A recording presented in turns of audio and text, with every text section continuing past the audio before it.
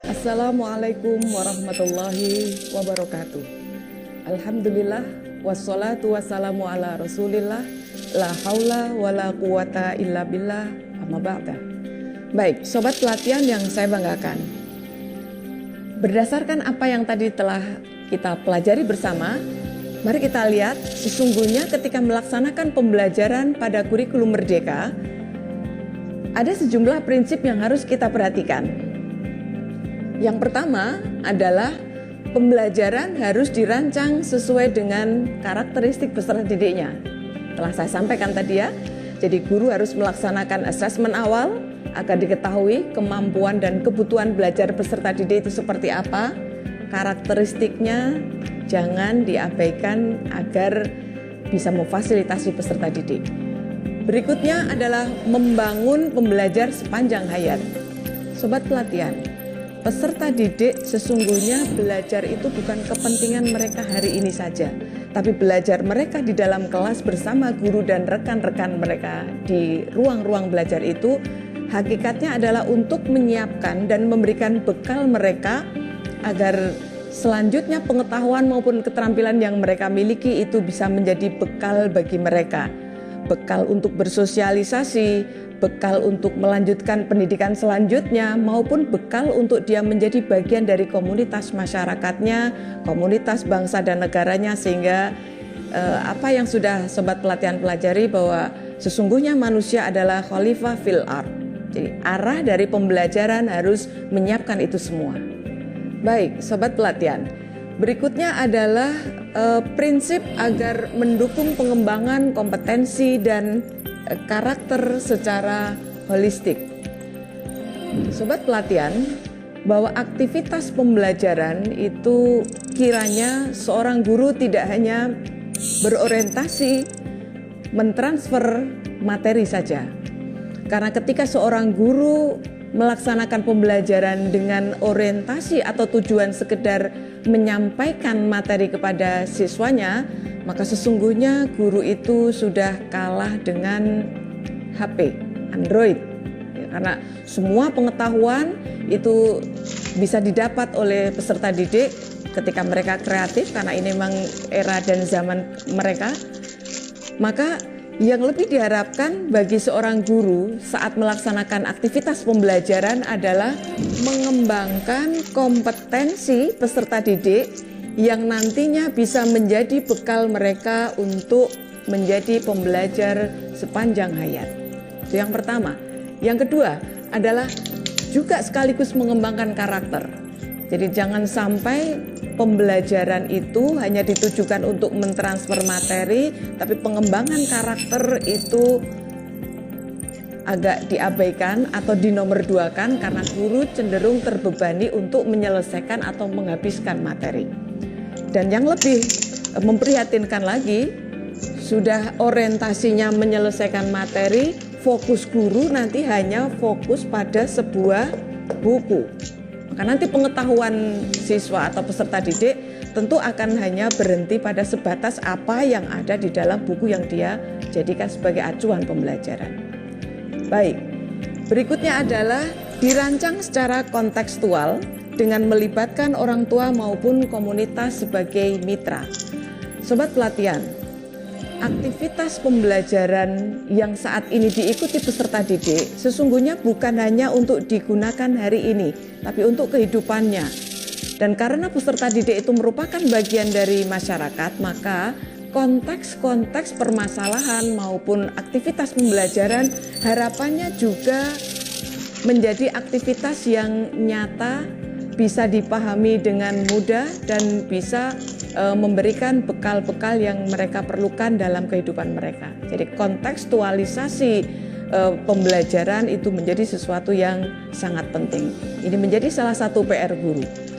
Ketika guru merasa memiliki keterbatasan karena berbagai hal, apakah karena cara dan strategi untuk membantu agar siswa itu bisa belajar efektif, atau karena waktu yang terbatas, atau karena kelengkapan sarana pendukung pembelajaran juga terbatas, maka disinilah peran penting dari orang tua maupun pihak lain yang bisa diajak berkolaborasi membantu agar peserta didik dapat belajar secara efektif.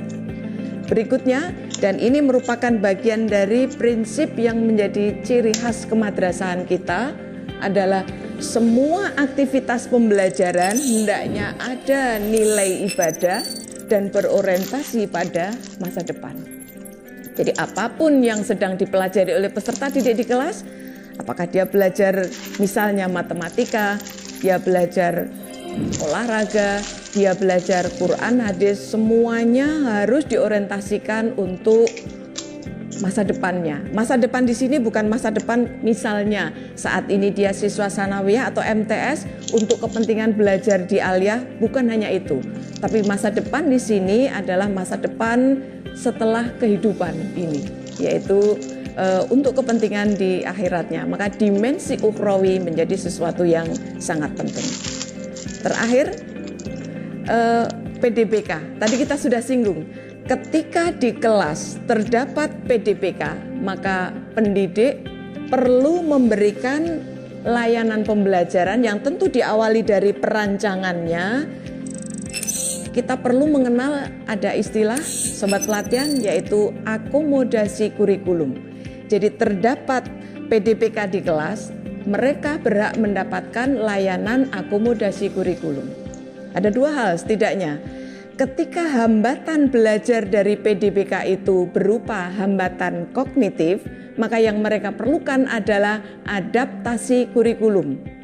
Adaptasi kurikulum itu dilakukan dengan cara boleh kalau dari hasil asesmen memang kemampuan kognitifnya itu di bawah rata-rata, maka dia berhak untuk mendapatkan layanan menurunkan standar yang harus dicapai pada CP tadi.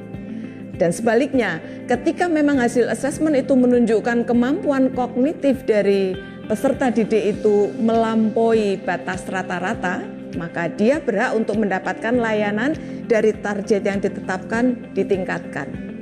Satu lagi, ketika hambatan belajarnya tidak terkait dengan kognitif mereka atau kemampuan akademik mereka, tapi hambatan yang cenderung sifatnya fisik, misalnya hambatan netra, hambatan pendengaran, hambatan dalam bicara, maka tidak perlu ada menurunkan standar kemampuan, cukup hanya dilakukan modifikasi kurikulum.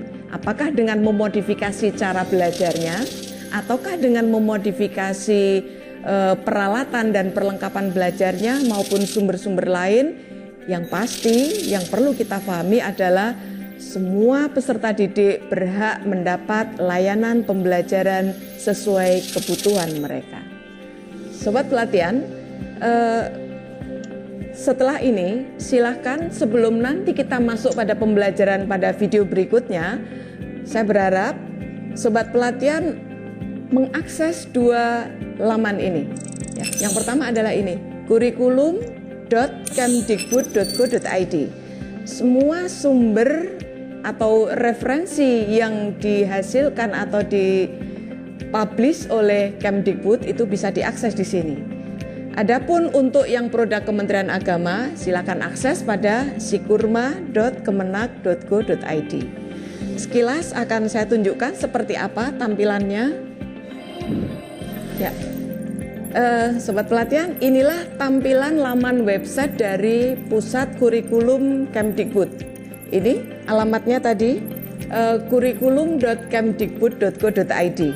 Di sini sobat pelatihan nanti ketika tugas sobat pelatihan sebagai guru misalnya adalah mengampu mata pelajaran umum, maka nanti capaian pembelajaran untuk mapel umum silahkan diakses dari sini, yaitu dari sini kita geser ke atas, kita cek ini ada pelajari lebih lanjut,